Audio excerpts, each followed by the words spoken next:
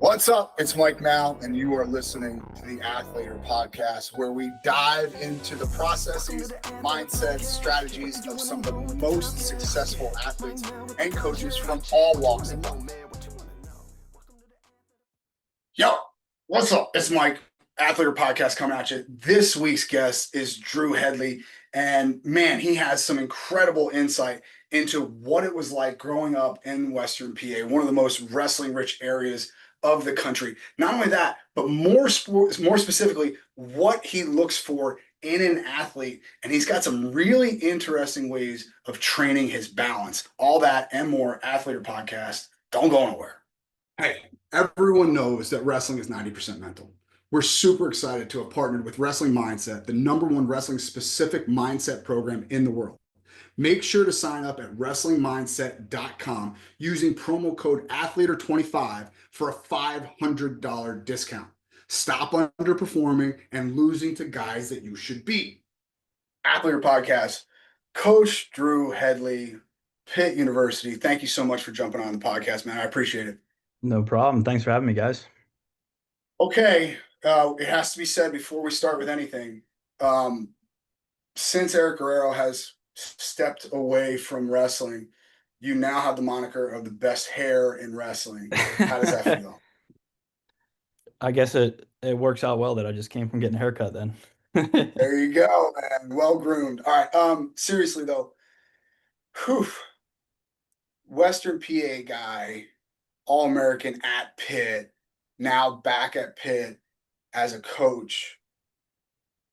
What is it about Western PA that makes the best wrestling in the, and you can say the world, you really can.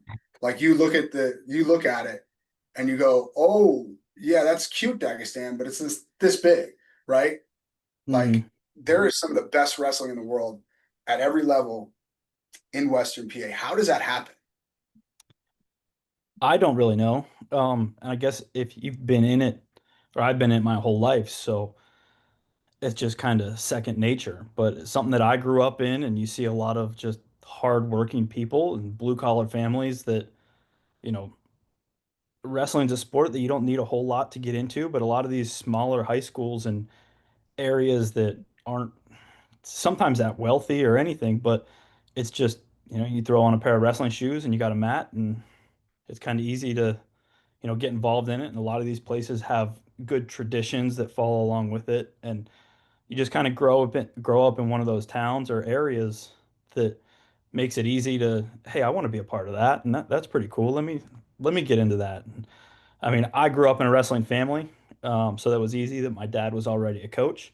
But, some of these kids, they just see the flyer on at the table in elementary school and they're like, oh, those guys are cool. So, Yeah, for sure. You did say that it doesn't take a lot to start wrestling, like it does financially, right? Like you come right.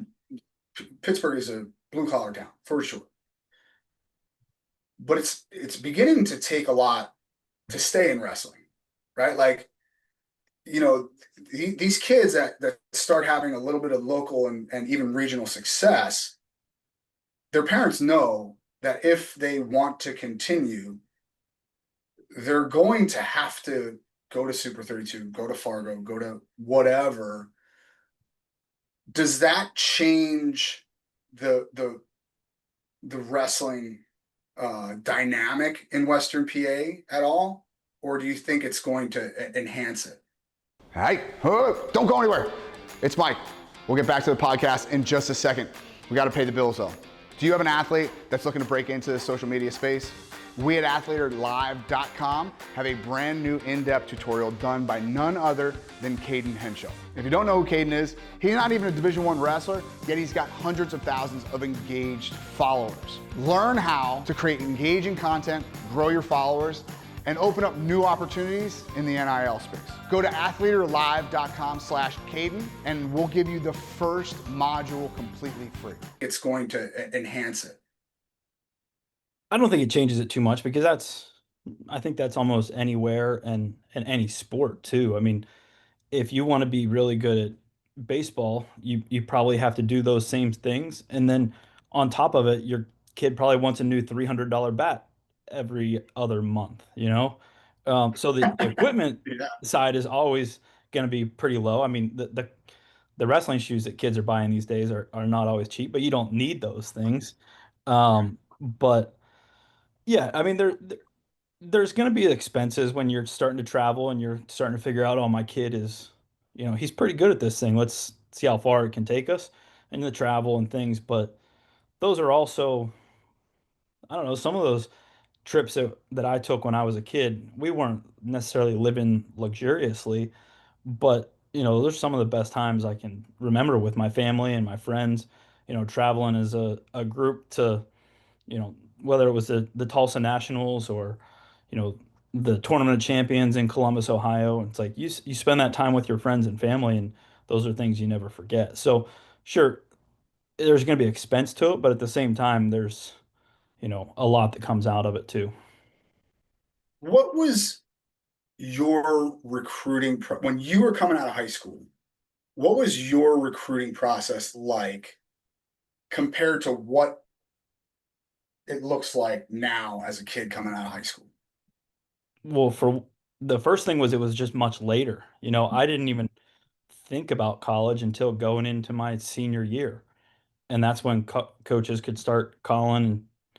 I didn't even have a phone that you could text at the time, but they would call me on my house phone and we'd talk for 45 minutes and they could call once a week, It was like that was different. But then um yeah,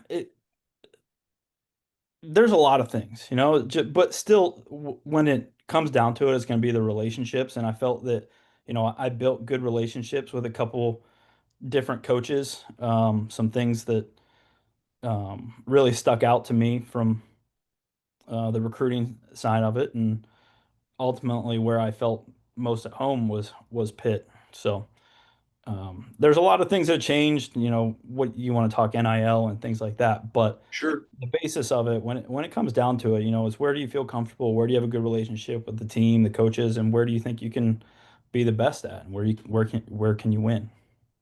Were you at Lehigh with Santoro? Yes. Yeah, I, Okay, I was their volunteer assistant for 2 years. right.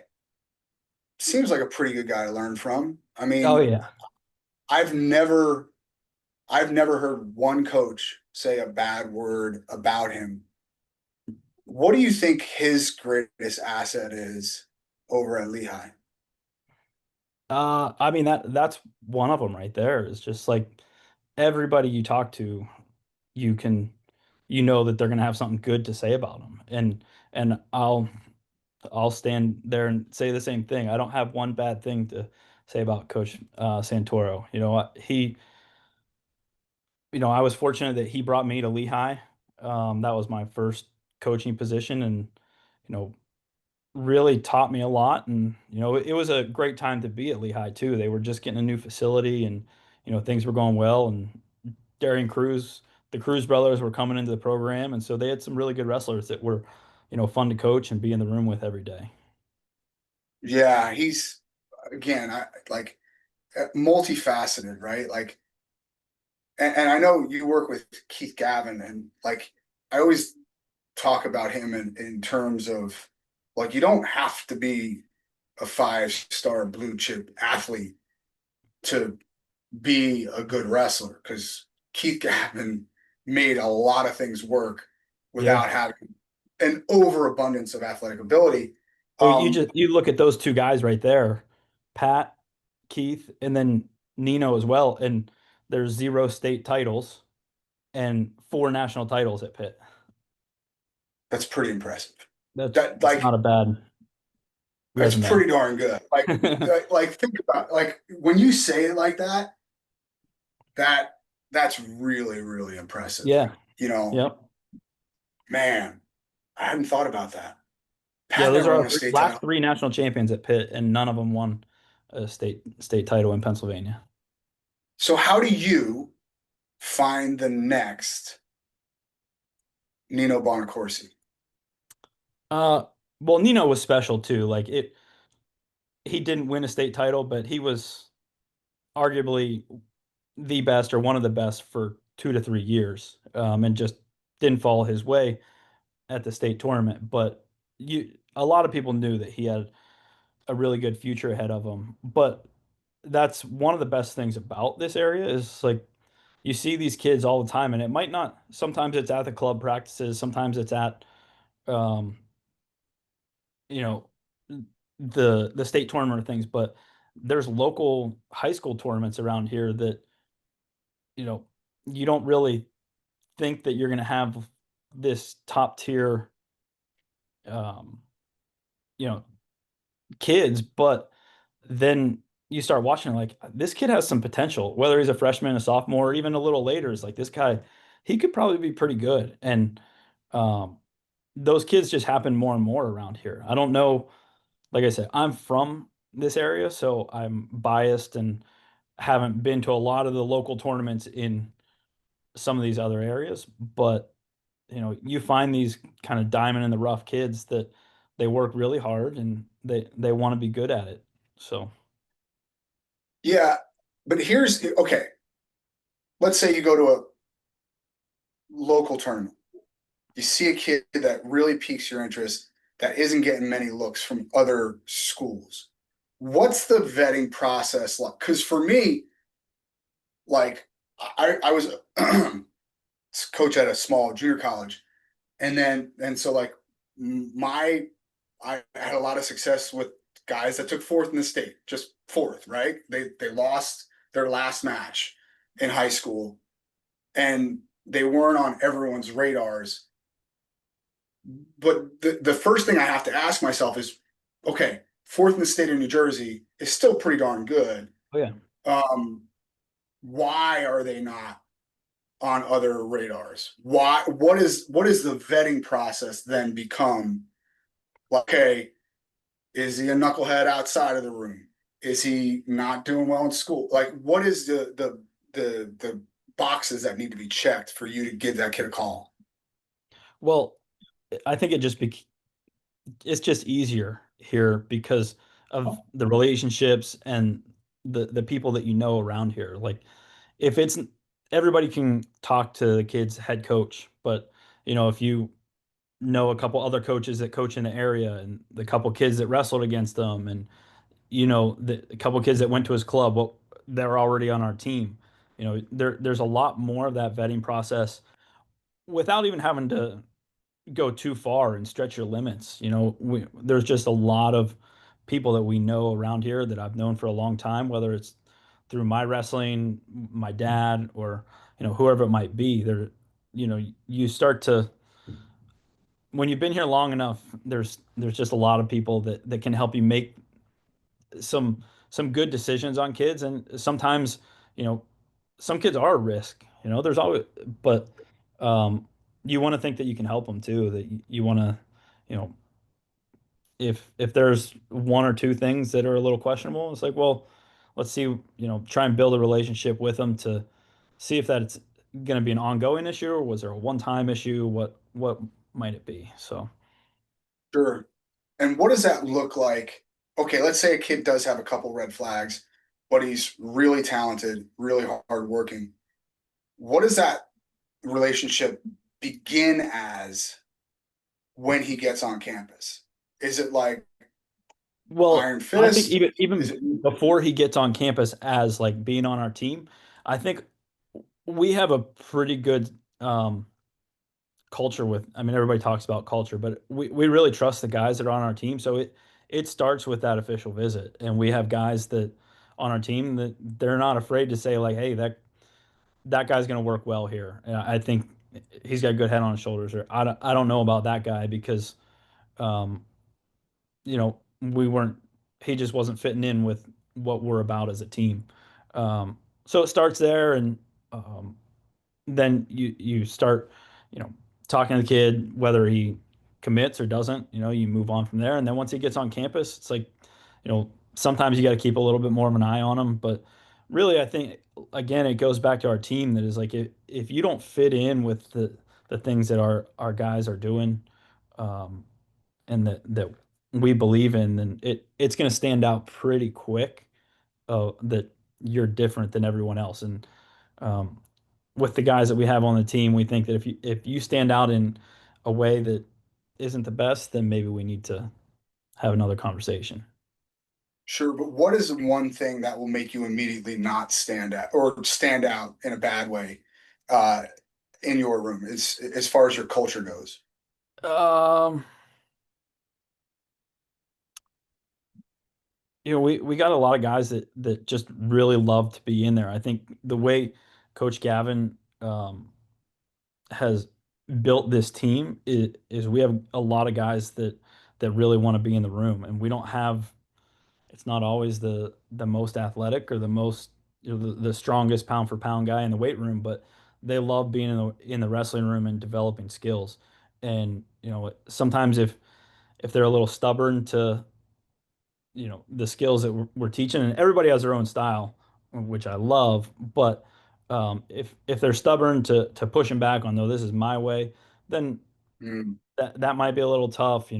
Guys that like they can't wait to you know get out of practice, and it might be a little tough, but you know there's always room to grow, and there's time to develop these guys.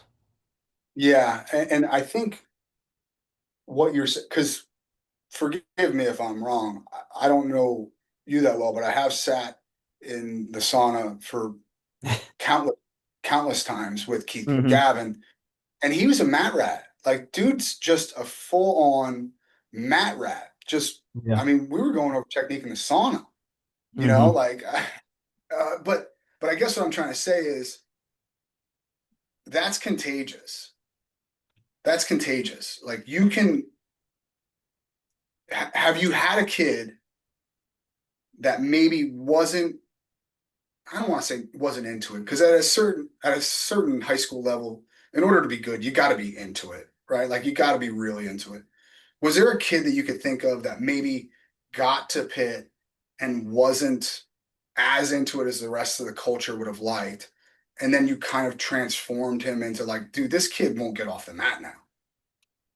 mm,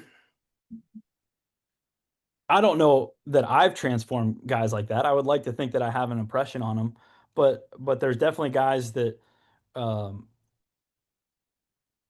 were the in-season wrestlers. That Mhm. they would practice wrestling from November to March, and then they would play, whether it was they played other sports or they just weren't around it all year long like some other people were. And then when they get to Pitt, you can either go, really one or two ways. It's like you're either going to be that November to March wrestler, and you're probably not going to make it the big jumps that you need to be successful in college, or you're going to really, take advantage of these opportunities that, hey, the whole team is in the practice room, all the coaches are in the practice room all the time. Like, if I can keep getting better and um, you know, keep advancing in this, then that's what I want to do. And so it's really a choice for them that they need to make, and we're always going to be there to help them along the way. But it's got to be a choice that they make on their own. Mm. Is it so? Let's go the opposite direction then. Is there a kid that you had to sit down because he was just getting burnt and exhausted and just mentally fatigued? Like, did you have to kick him out of the room? Um, I mean, we've had guys that come in, and they think that they worked hard in high school, and they think um that they were already the best or whatever their mindset was. But then they get there and like, holy smokes, like every single guy in here is good, and I don't know how I'm going to beat any of these guys. And then they go the wrong direction. It's like, I don't think I can do this anymore. And that's fine. A lot of people learn tough lessons, and then they can, whether it's they stay at Pitt and get an education, or they try to go a different route, that's fine too. But we want to be able to help them, whichever direction they choose. Sure. Something tells me that Mickey Phillippy frustrated the hell out of a lot of lightweights. Yeah, he was a problem in the room because I don't even think it was like a gas tank type thing because he literally like doesn't get tired. So everybody can say like he's got this great gas tank, but there is no gas tank. It's like an unending like the I think of like a I don't know like a high power like the battery. It's either full or empty, and his is just always full. It's like I don't know if there's a like a constant like charge that's going on, but he's always charged up. Just plugged in. Yeah. Yeah. Yeah, he's constantly plugged in. He doesn't need to, you know, go sit down and recharge his batteries. He's constantly plugged in. And how do you, because again, he wasn't a world beater coming out of high school, Hmm. right? I mean, he had success, but he wasn't a world beater, especially by Western PA standards. How do you find those kids that, because it's not just Mickey Phillippy, it's not just Nino Bonacorsi. You guys have found these athletes. I guess what I'm trying to get at is like, what are you looking for in the recruiting process that tells you, oh, this kid is going to be real good? Yeah. I mean, both of those guys, Nino and Mickey, and there's a number of other guys that we're not even naming, but there's just a toughness about them. I think Tyler Wilps is another one too. He was, earlier, but when I first got to Pitt, he was on the team, and there was just a toughness about him that, like, he wasn't given anything up.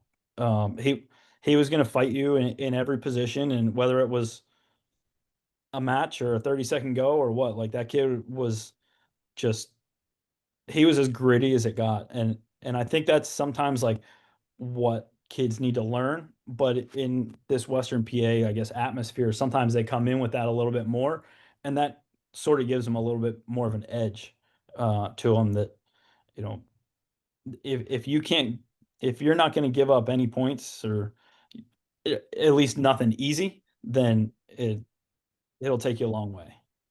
You're going to be in a lot of matches, no Yes. question. Yep. But what did you see in Wilps in high school that kind of attracted you towards his wrestling? Was it one match that you could think of? I actually I didn't recruit Wilps. He was on the team when I first came to Pitt, but I do Mm. remember him wrestling. He's another one. Like he got fourth in the state his senior year, I believe. And then when he came to college, he was a 157 pounder, cutting a lot of weight. And I think I wasn't here for his freshman year, but he was like in and out of the lineup, cutting a lot of weight. And then as he started maturing, you know, moved up to 174 and kind of found his niche there. And then he was near impossible to take down, whether it was in wrestling room matches or anything. And someone could be on a single leg for 5 minutes and they're still going to have a problem finishing it because he's just not going to give you an easy point. And it took him a long way. And then he started finding a little bit of an offense of his own and had a decent single leg and could score, a takedown. He was in a lot of close matches, but you know, if you have defense like that and you can score one takedown, it can take you a long way. If you had to rate,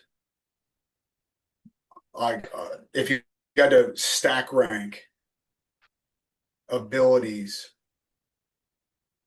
would it be neutral offense, neutral defense, top, bottom? Where do you think the number one is to just have a baseline for college wrestling? Um,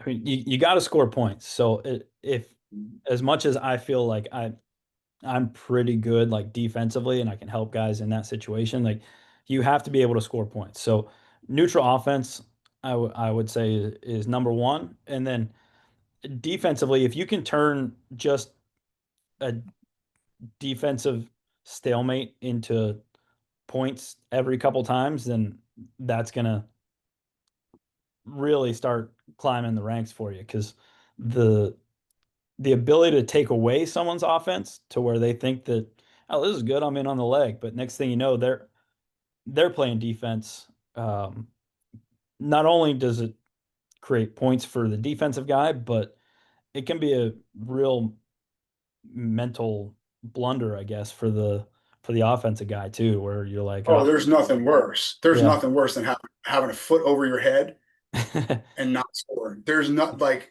my son can hop around on one foot for 45 seconds, and it's gotten to the point now where I just kick him in the nuts. Like I don't even care anymore. Like, whack. You're going down, dude. Sorry. Yeah, I tell guys on the team now that that's my favorite move in wrestling is hopping around in a single leg because I got pretty good balance and that yeah. I can frustrate some guys. It it drives me out of my mind. Okay, so if we all understand that neutral offense is probably the most important to kind of come in with, and neutral defense is a close second, what's easier to teach once they get there, right? Because in my estimation, it's easier to teach defense. Oh yeah. Yeah, I agree. It's hard to teach someone. You can teach someone the moves of being offensive, but you can't teach them to pull the trigger. You know, Yeah. and that's one of the things is like going back to the recruiting side of it is, you know, guys that can and will pull the trigger in big matches is really important because if you're winning every match, you know, 2-1 or something or 3-2, whatever it is, like that's great, but sometimes it might just not go your way. And Yeah. and that's okay to learn those lessons, but you have to be able to build from it and you have to be able to come back and say, "Oh, you know, I definitely had some openings in that match where I could have shot, but I was just a little nervous because it wasn't perfect." And it's like you have to learn that it's not always going to be perfect. It's going to take some of that toughness, some of that grit to, you know, get yourself to the leg and be able to score it. Being trepidatious on leg attacks has been it's really hard to navigate a kid's development. And what I mean by that is sometimes what you say is you have to you have to be willing to pull that trigger. But then there's the other end of the spectrum is like, oh, you're just a volume shooter because you're scared, right? So we talked to Kellen Russell yesterday, and he Mhm. used a term that I absolutely love. He's called it panic shooting, right? If you're freaking out because of the hand fight, you just drop in on a leg willy nilly, and now you're extended and you're in poor position. How do you find the line as you're coaching to say, all right, dude, you got to pull the trigger because you need offense. But at the same time, I don't want you panic shooting and just dropping in because you're not comfortable in a hand fight. Yeah, I think you start to learn that, but sometimes it's just like it's a tough lesson to learn, you know? How how else do you learn that lesson except for panic shooting, getting in on the leg, trying to get a stalemate or just hang out. This guy scores on you and you lose the match. You know, there's not many other ways to learn that lesson or really come to that realization. Um, so I can I can think of Nino Bonacorsi and times in his younger um, career that may have been him, but then he started to really focus on the setups and know that like you can hang in there uh, with the hand fight, and then the more that you're setting this guy up and you keep getting to him, it's not just a panic shot. You're gonna Nino would shoot while he's up a point or two, but his setups were so good earlier in the match that like the guy might just fall over in the third period because he thinks he's just going to keep hand fighting. So there there is a fine line to it, but Nino he's a shooter. So I'm Yeah, not going to tell him to, hey, don't shoot. So you kind of have to learn that lesson. And he did. I can think of a couple matches where he learned the hard way, but he sure. definitely grew from it. That's it has been my experience that there's almost no way to drill that, right? Yeah. Like that position, like, hey, should I shoot here or should I not? It takes, and I think we're probably talking about the same thing, but the timing of it, just the timing, like, are you shooting when he's going backwards? Because that's not Yeah. usually working out too well, So I guess the question in this becomes: is there a way to teach feel and timing? I think I think that you're really looking to do the same thing throughout the match. If you're consistent with your setups and what you're looking for, that timing is going to be the same. Sure, this guy might be, if you're winning, the guy might be pushing into you a little bit more, so you have a little bit more pressure coming towards you, but uh you're still going to have that timing earlier in the match, and then I think it honestly comes easier. It's when Yeah, you start, you're like, I'm winning and I'm backing up because I'm winning. And then I dive in. But if mhm. you're in there hand fighting, this guy gives me a little extra pressure, then I feel like it's gonna still go well for you. Yeah. It kind of, like, we just spoke to Jordan Oliver not too long ago, and God, I don't know if there was anyone better Oh at yeah. just feel, right. Like, I can't think, because and Joel actually brought it up. He was talking about, oh, that's like, we were talking to him for an hour, Hmm. and like by minute 30, you go, oh, you're on a very different level. Oh yeah. Yeah. Yeah. I mean, he you could just know, disappear. So that's, disappeared, yeah, just that's disappeared. something You know, that I myself don't have. But no, man, and not like many some of people the, do. yeah, some of that But talent I guess is what I'm trying to, unreal. I guess what I'm trying to say is, like, he tried to, like, explain to us, like, we're idiots, and truthfully, and I'm not, like, he wasn't, like, talking down to us, but, like, it was like trying to explain, nuclear physics to a 5-year old. He's like, no, you don't understand. Every single time I level changed, I take in data, and every single time I level change, I'm getting different looks at what their reaction is. And by minute 4, I've Yep. seen all their reactions. I just have to pick the right key to unlock the lock. And I'm like, okay, great. I don't know wrestling anymore. I don't know. I've spent my whole life on a wrestling mat and I don't know anything. Yep. Is there a guy like that in your room right now? Um, I think we have different variables. I don't know that we have anybody that is the athlete that Jordan Oliver Sure, was. sure. I Um, understand. but we got some guys that are really analyzing, um, every move that this guy's making, and maybe their points aren't coming early, but the guy that I'm thinking of is going to keep attacking, and if the number one doesn't work right away, he's going to keep hammering at it, and then by minute 2, minute 3, it's coming, and you can only Yeah, defend it so many times. sure, sure. All right. Let me ask you this, and this is gonna lead back to that last question. You prefer freestyle or folk style? Freestyle. Okay. Does it take more work to develop a feel in freestyle or folk style? Um, it depends on what you're trying to do. Um, Let's just talk about leg attacks. Let's just oh, talk about just leg leg attacks. attacks. Yeah, Um, I would say a little bit.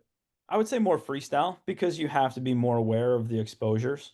Um, but that just, I mean, with folk style, you might be able to get a little bit more reckless. Maybe this guy funk rolls you or something. You still have an opportunity to score, and get the takedown where this guy gets no points, where in freestyle he's already got two on you and you come up on top, maybe it's two or one, you know. Mhm. Um, so in that respect, I think that it takes a little bit more to learn the positioning of whether it's your hips or how high you are, how low you are, and those positions. But ultimately, I think freestyle is going to help you even more in the folk style sense too, because you don't always have to give up a funk roll and then come up on top. You know, if you just don't let the guy roll you through or something, that's good too. Yeah, that works out well too, doesn't Hmm. it? What about in the top position though? Does it take more? Does it take more feel in folk style? That's where I think it depends on what you're trying to do. Are you trying to just stay on top of the guy and ride him, or are you really trying to turn him? I don't like, for instance, we had a couple guys from Kyrgyzstan that were here um, a few years back. Never wrestled folk style before, but if you stood up, they could mat return you and lift you, bring you back down to the mat. On bottom, they could stand up and figure out a way to get away from you. They learned enough folk style in a short amount of time, um, that it wasn't too difficult for them, but never a time where they like on top trying to turn you with a cross wrist tilt. You know, Mhm. they might lock their hands a few times on top, but they learn. They get a mulligan on that. I get it. Yeah, yeah, I'll give them a free one. All right, Joel Shaw. Before we get to our sprint, anything else? Bringing it home. Okay, here we go, Coach. Don't try and think about this stuff too much. Just fire out an answer. What's the best wrestling shoe of all time? I go back to seventh grade, and I got a pair of the Asics Premiers. They had Ooh, like the blue patent leather on the side, Asics logo, and it was the first pair of wrestling shoes I had that were not your average like black and white or something like that. You know, they were the first cool pair of shoes I had. Um, and then they Joel, can we get a picture of those up there? I don't did think I I've stump you on ever. that? You might have, dude. I don't That's think I the can first remember time we've these. heard of those. And they might have been out for like 2 years. There was a blue pair and a gray pair. Yep, that's me. Oh, Yeah. oh, crap. Yes, the patent leather. Yeah, those were great shoes. How about this? I did a camp in Casper, Wyoming one time, and there was a pair of those in the lost and found, and I'm like, coach. Yeah, he gave them to me, which was very nice. Um, Unfortunately, it was okay. a time when my feet grew like too fast, and I wore them for maybe a year, maybe 6, 8 months, and then I never wore them again. Yeah, they were discontinued by then, Yeah. right? All right. All right. Tell me about, so we talked a lot about the minutia of positions in wrestling and stuff like that. But one of the things that I've found is guys like you, guys that are really into the details of the sport, they draw inspiration for those types of things from different sources. Like I remember talking at length with Kyle Dake about how he watches boxing to practice his footwork. Um, is there like a book recommendation that you could tell like younger coaches that want to dive into the details of the sport or anything at all? Mm. Um, I don't know that there is one thing. I mean, there's so many different places that you can draw inspiration from, whether it's, one wrestler to another that you're watching to emulate their style to, like you said, boxing. I think there's a lot of different, whether it's gymnastics or, just body positioning that can help you a ton. Um, I talked earlier about um, how I'm pretty good up in a single leg. It's like I always like go back to I had a couple wrist surgeries in college, and just out of nowhere I bought like one of those balance boards that has like Mhm. the circle and then the board on top, and I would just do like whether it was squats or balance 1 foot, 2 feet, like stupid tricks. And Yeah. somehow, I mean, it really helped my balance, not only up in a single leg, but in certain positions that, balance is a key. And felt like, as almost stupid as that is, it's like, No, it's not stupid. and and It's not.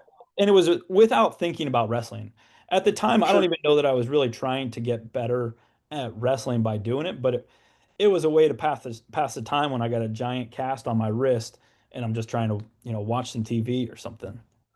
Yeah, no, Indo boards are fun, dude. Indo Yeah, boards that's are exactly fucking what it was, fun. the Indo board. Yeah, and I still Yeah, have it in dude. my basement. That every once in a while, my wife is like, "Why do we still have this thing?" I was like, you never know. One day I might pop back on there."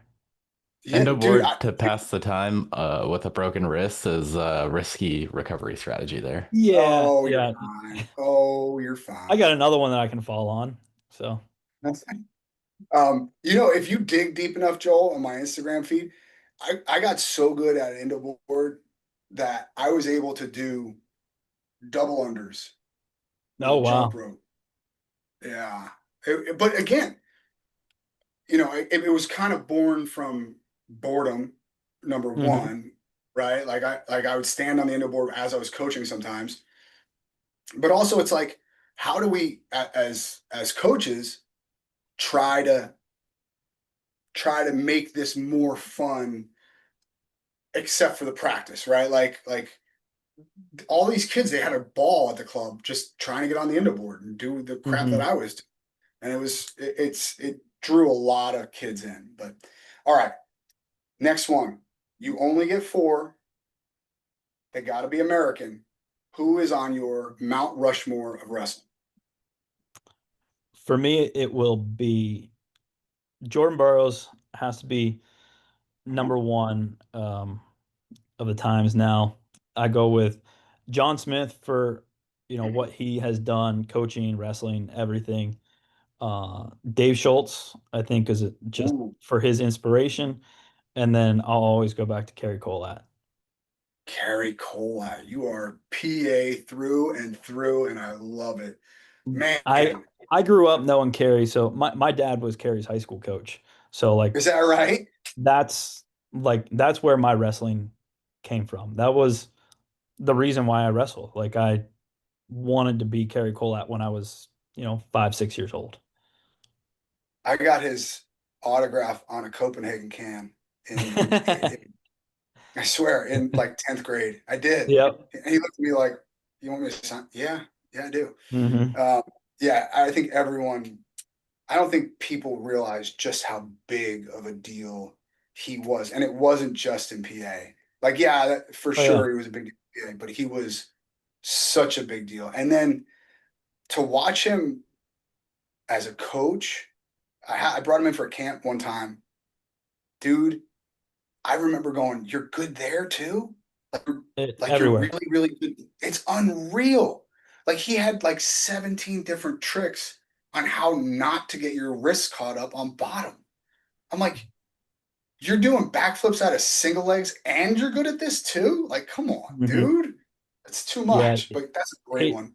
he's gave me some sleepless nights of, do I really want to continue doing this because I'm getting beat so bad by this guy that has been retired and shouldn't be doing these things still, but yeah, he would still kick my butt. I'm sure of it.